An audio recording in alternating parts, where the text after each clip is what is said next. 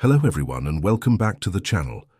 Today we're diving into a topic that touches many of us as we navigate life's later chapters: anxiety. It's that nagging feeling, that persistent worry that can creep in after 50. You might find yourself hesitating more, second-guessing decisions, or feeling a general sense of unease about the future.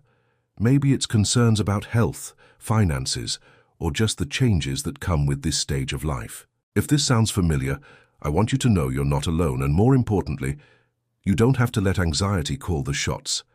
This isn't about ignoring our fears, but about learning to manage them so we can truly live more. We're going to explore practical, empowering ways to conquer anxiety and step into this chapter with confidence and joy. So grab a cup of tea, get comfortable, and let's start this journey together. First, let's understand what's happening.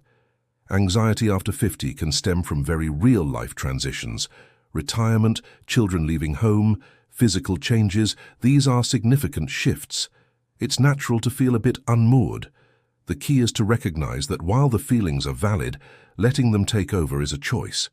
The great news is that we have a lifetime of experience to draw upon. We've weathered storms before, and this is just another one. The first step towards conquering anxiety is acknowledging it without judgment. Say to yourself, okay, I'm feeling anxious right now. By naming it, you take away some of its power. You separate the feeling from your identity.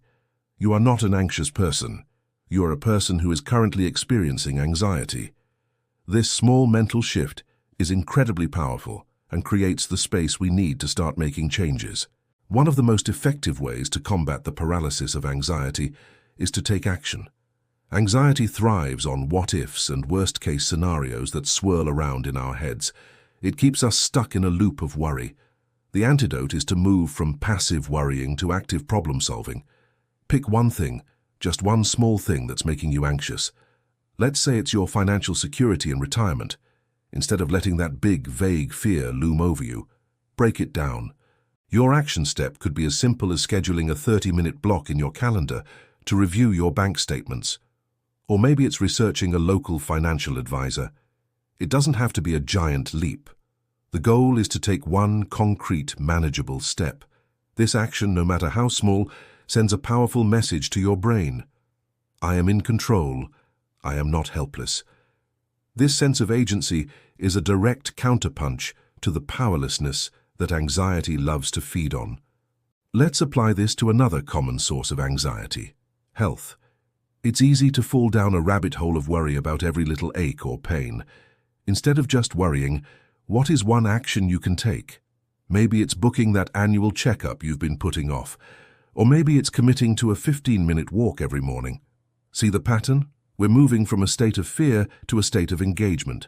When your mind is occupied with a solution-oriented task, there's less room for free-floating anxiety. Think of it like this: your brain is a garden. If you leave it untended, weeds of worry will grow. But if you actively plant seeds of action and tend to them, you cultivate a garden of peace and productivity. So what's one small action you can commit to taking this week? Write it down. Make it real. The simple act of moving forward is your greatest weapon. Now let's talk about something that often fuels anxiety: the fear of failure. As we get older, we might feel we have more to lose, and the thought of making a mistake can be paralyzing. But here is a perspective shift I want to offer you. What if we reframed failure not as an endpoint, but as a crucial part of building resilience? Think back on your life. Every challenge you've overcome, every mistake you've learned from, has added a layer to your strength. Our past failures are not sources of shame. They are our greatest teachers. They are the data points that inform our future decisions.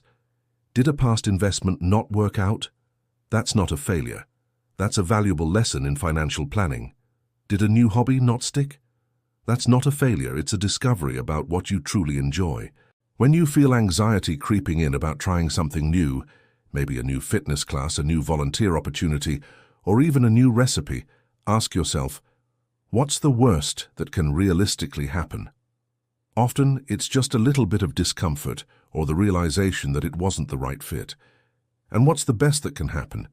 You could discover a new passion, meet new friends, or boost your health. The potential rewards almost always outweigh the risks. Embracing this mindset allows you to see life as a series of experiments. Some work, some don't, but all of them teach you something. Each time you step out of your comfort zone and survive, you are proving to your anxious mind that you are capable and resilient. This isn't about being reckless, it's about being brave enough to learn and grow, no matter our age. This process of learning from our past is what builds an unshakable foundation of resilience for the future. True confidence doesn't come from never failing. It comes from knowing that you can handle failure. It's the quiet knowledge that you can get back up, dust yourself off and try again, armed with new wisdom. So take a moment to reflect on a time you thought you failed at something. What did you learn from it? How did it make you stronger or wiser? Acknowledge that strength. Honor that journey. That past experience is not a scar, it's a badge of honor. It's proof of your resilience. When future anxieties pop up, you can look back at this library of experiences and say, I've handled tough things before, and I can handle this too. This is the core of conquering anxiety after 50. It's about leveraging the incredible wisdom you've accumulated over a lifetime. So, let's put it all together. Conquering anxiety isn't a one-time fix. It's a daily practice of choosing action over worry and resilience over fear. Start small. Identify one anxiety, choose one small, active step to address it, and take it. Remember that every past stumble was just a lesson in disguise, equipping you with the strength you have today. You are not defined by your anxieties. You are defined by your courage, your wisdom, and your incredible capacity for growth. The years after 50 are not an epilogue. They are a vibrant new chapter waiting to be written by you. Fear less, live more, and step into it with the confidence you've earned. Thank you so much for spending this time with me today. I hope these ideas have offered some comfort and a practical path forward. If you found this video helpful, please give it a thumbs up and consider subscribing to the channel for more content on living your best life at every age. I'd love to hear your thoughts in the comments below. What's one action step you're going to take this week? Sharing our journeys can inspire us all. Until next time, take care and be well.